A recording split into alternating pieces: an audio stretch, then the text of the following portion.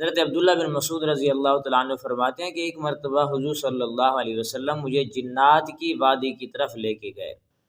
اور آپ صلی اللہ علیہ وسلم نے فرمایا کہ آپ یہاں پہ بیٹھیں، ایک دائرہ کھینچ دیا، فرمایا اس دائرے سے آپ نے نکلنا نہیں ہے جب تک کہ میں نہ ہوں۔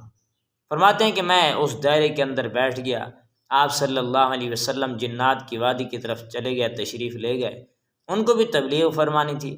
کیونکہ جنات اور انسان ہی عبادت کے مکلف ہیں، اور جتنی بھی مخلوقات ہیں عبادت کے مکلف نہیں، لیکن جنات اور انسان سے اللہ تبارک و تعالیٰ سوالات کریں گے، پوچھیں گے کہ تم نے زندگی کیسے گزاری۔ جنات کے اندر شر زیادہ ہے، خیر تھوڑا ہے، ان میں بھی ایمان والے ہیں، اور فرشتوں کے اندر خیر ہی خیر ہے، اور انسان کے اندر شر اور خیر دونوں ہیں، برابر ہیں، جس کو بھی استعمال کرے، اچھائی کو برائی کو، لیکن اس کی پوچھ تاچھ ہوگی کہ تم نے زندگی کیسے گزاری۔ تو بہرحال حضرت عبداللہ بن مسعود رضی اللہ تعالیٰ عنہ فرماتے ہیں میں وہاں بیٹھا تھا، آپ صلی اللہ علیہ وسلم جنات کی وادی میں تشریف لے گئے، اور آپ صلی اللہ علیہ وسلم نے ان کو قرآن پاک سنایا۔ جب آپ صلی اللہ علیہ وسلم نے ان کو قرآن پاک سنایا تو ایسے محسوس ہوا کہ یہ سارے کے سارے جنات اکٹھے ہو گئے۔ میں اس دائرے کے اندر بیٹھا ہوا تھا، آہستہ آہستہ آپ صلی اللہ علیہ وسلم کی آواز کم ہو گئی، اور تھوڑی دیر کے بعد میں نے کیا سنا کہ جنات کی آواز زور زور سے آ رہی ہے۔ تو میں ڈر گیا، میرے ذہن میں آیا کہ میں اس دائرے سے نکل کر کے لوگوں کو بلا کیونکہ حضور صلی اللہ علیہ وسلم کی مدد کریں، لیکن میں پھر بھی بیٹھا رہا کہ آپ صلی اللہ علیہ وسلم نے منع فرمایا میں یہاں سے نہ اٹھوں۔ جب تھوڑی دیر کے بعد آپ صلی اللہ علیہ وسلم واپس تشریف لائے تو میں آپ صلی اللہ علیہ وسلم سے پوچھنے لگا اللہ کے رسول کیا ہوا؟ فرمایا میں نے قرآن سنایا، ان لوگوں نے جنات نے قرآن سنا تو سارے کے سارے جمع ہو گئے، اور جمع ہونے کے بعد انہوں نے کہا کہ آپ کون ہیں؟ میں نے سب کچھ بتایا، میں اللہ کے رسول ہوں، پیغام لے کر کے آیا ہوں کہ تم نے اللہ کی عبادت کرنی اور کسی کی بھی عبادت نہیں کرنی۔ فرمایا اس کے بعد کیا ہوا؟ فرمایا میری بات تو مان گیا، ایمان بھی لے آئے، اور اپنی قوم کی طرف بھی نکل گیا ڈرانے کے لیے، لیکن اس سے پہلے یہ ہوا کہ مجھ سے پوچھنے لگے سوالات کی کہ ہماری خوراک کبھی آپ بتائیں کہ خوراک کیا ہوگی۔ تو اس پر آپ صلی اللہ علیہ وسلم نے فرمایا میں نے ان کو بتایا کہ آپ کی خوراک یہ ہڈی ہوگی، اور اس لیے امت کو بھی بتایا کہ استنجے کے طور پر اگر ڈھیلا وغیرہ استعمال کریں تو ہڈی لید وغیرہ استعمال نہ کریں۔ جانور کی جو لید ہوتی ہے ان کے جانوروں، جنات کے جانوروں کی خوراک ہوتی ہے، اللہ ان پہ گندم وغیرہ گھاس وغیرہ جو بھی ہیں وہ اگا دیتے ہیں، اسی طریقے سے ہڈی کے اوپر بھی اللہ خود گوشت چڑھا دیتے ہیں۔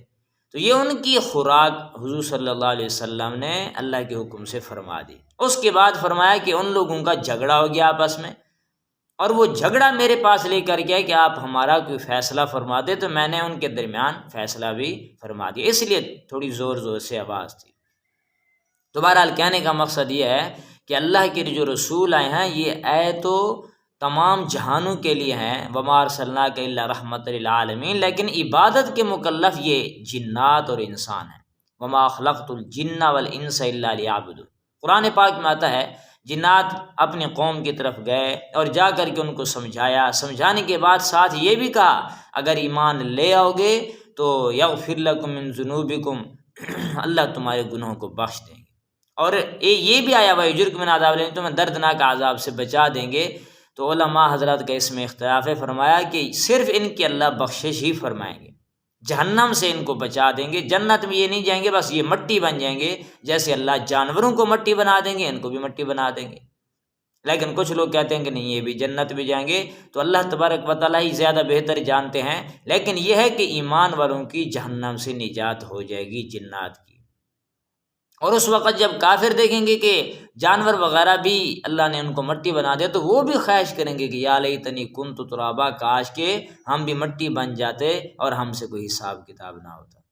تو اس وقت حسرت کی بجائے، افسوس کی بجائے، کاش کاش کرنے کی بجائے انسان یہاں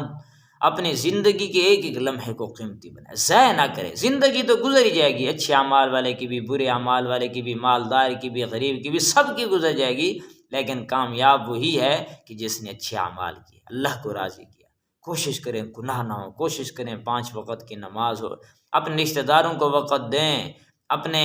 بچوں کو وقت دیں، ماں باپ کو وقت دیں، دوستوں کو وقت دیں، سب کو دیں، لیکن اپنے اوقات سے ہی نماز کے لیے وقت نکالنا پڑے گا، اور کوئی وقت نہیں ملے گا، اسی اوقات سے ہی نماز کے لیے ہوشیاری کرنی پڑے گی، چستی کرنی پڑے گی، سستی کا علاج اور کچھ نہیں سوائے چستی کے۔ تو کوشش کر کے نماز کے لیے وقت نکالیں۔ اللہ سے عمل کی توفیق نصیب فرمائے۔ وآخر دعوانا الحمدللہ۔